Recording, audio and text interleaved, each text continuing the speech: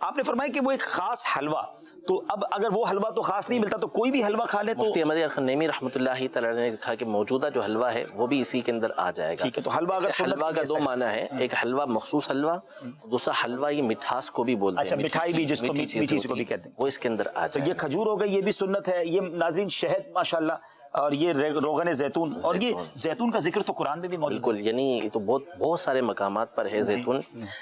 یعنی حضور علیہ الصلوۃ والسلام کی نبوت کو جو مشابہت دی ہے نا، وہ بھی زیتون کے ساتھ دی. یعنی قرآن پاک میں یہ بیان کیا کہ بعض جو زیتون ہوتے ہیں نا، یہ پہلے آگ لگانے کے لیے بھی، یعنی آگ جلانے کے لیے تیل استعمال ہوتا تھا، زیتون کا تیل. تو یہ سب سے بہترین تیل ہوتا تھا کہ جس کے ذریعے سے آگ زیادہ روشن ہوتی تھی. تو بعض مقامات کا جو زیت ہے، زیتون ہے، وہ ایسا ہوتا تھا کہ گویا کہ خود بخود بھڑک اٹھے گا، آپ کو آگ لگانے کی ضرورت نہیں ہے. ان کی روشنی اور کرنیں اتنی تیز ہوتی تھیں. تو فرمایا حضور علیہ الصلوۃ والسلام کی جو نبوت ہے نا، وہ بھی اسی طرح ہی ہے کہ اپنے کسی معجزے کو ظاہر کرنے کی ضرورت نہیں ہے، آپ کی ذات ہی اس کو ظاہر کر دیتی ہے. مکھن بھی کتابوں میں لکھا. تو یہ جو خرگوش بٹیر وغیرہ، اس کو ہم سنت نہیں کہیں گے، سنت ہر چیز کو نہیں کہہ سکتے، لیکن استعمال کرنا حضور علیہ السلام. اگر اس نیت سے کوئی کھاتا ہے تو ثواب تو ملے گا، بالکل ملے گا ماشاءاللہ. تو جناب مکھن بھی ہو گیا. اچھا، اب دودھ ہے. اچھا کدو بھی ہے، یعنی لوکی کا حلوہ ہے، تو یہ لوکی کھانا بھی ہو جائے گا؟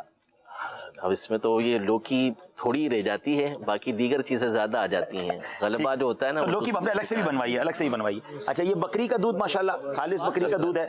اچھا، یہ ٹھنڈا پانی چونکہ الگ سے بھی ہم لائے ہیں، اور اس میں کھجور اور کشمش بھی ڈالا ہے، جو ہم نے ابھی کتاب میں پڑھ کے بتایا ناظرین. اصل میں وہ یوں ہوتا تھا کہ ازواج مطہرات جو ہیں، وہ نبی کریم صلی اللہ علیہ وسلم کے لیے رات میں کشمش یا کھجور وغیرہ، چھوارے وغیرہ، ان میں سے کوئی چیز ڈال کے رکھ دیتی تھی. ٹھیک ہے. صبح ہوتی تھی تو اس کی جو مٹھاس ہوتی تھی نا، وہ پانی کے اندر آ جاتی تھی. حضور علیہ الصلوۃ والسلام پھر اس کو نوش فرمایا کرتے تھے. آپ علیہ الصلوۃ والسلام کا جو پسندیدہ پانی تھا وہ ٹھنڈا اور سوال بھی آیا تھا ٹھنڈا کیسے کرتے نبی پاک؟ ٹھنڈا امیر علیہ سنت نہیں، آج کل امیر علیہ سنت نے اس حوالے سے تو بڑی تفصیل کے ساتھ گفتگو فرمائی ہے کہ ٹھنڈا پانی میں بھی مجھے بھی پسند ہے، لیکن کون سا ٹھنڈا پانی؟ جو حضور علیہ الصلوۃ والسلام نے پیا وہ ہوتا تھا، جو مشکیزہ ہوتا تھا، اس میں ہوتا تھا کہ مشکیزے کے اندر، چمڑے کے مشکیزے میں رکھ دیا تو اب ہوا اس سے ٹکراتی تھی، اس سے ٹھنڈک پیدا ہوتی تھی. ٹھنڈا تو نقصان دہ ہوتا ہے، فریج والا بالخصوص برف والا جو ہوتا ہے وہ نقصان دہ. ماشاءاللہ آب زمزم بھی نبی پاک نے نوش فرمایا، بالکل نوش فرمایا، اور حضرت کے ساتھ گائے کا دودھ پیا نبی پاک نے. گائے کا دودھ کے بارے میں مستدرک حاکم کی حدیث ہے کہ اس کے دودھ کے اندر فوائد ہیں. ٹھیک ہے، ٹھیک ہے، لیکن اس کو سنت نہیں کہیں گے. میں نے پڑھا نہیں ہے سوال. ٹھیک ہے، سب یہاں پر آ جائے. 926. اچھا، اب یہ کدو شریف کا سالن ماشاءاللہ، تو کسی بھی انداز سے کدو بنا لے، بنا لی، ظاہر سی بات ہے. حضور علیہ الصلوۃ والسلام اس کے ذریعے سے سالن میں کثرت پیدا فرماتے تھے، لیکن یہ کہ اس میں جو حضرت انس رضی اللہ عنہ کی حدیث ہے نا، اس میں وہ کہ کناروں سے تلاش فرما رہے تھے، تو اس کا ظاہر یہ لگتا ہے کہ شاید شوربہ تھا، اور اس میں جو ہے نا وہ چلے خرگوش کا گوشت، ٹھیک ہے نا.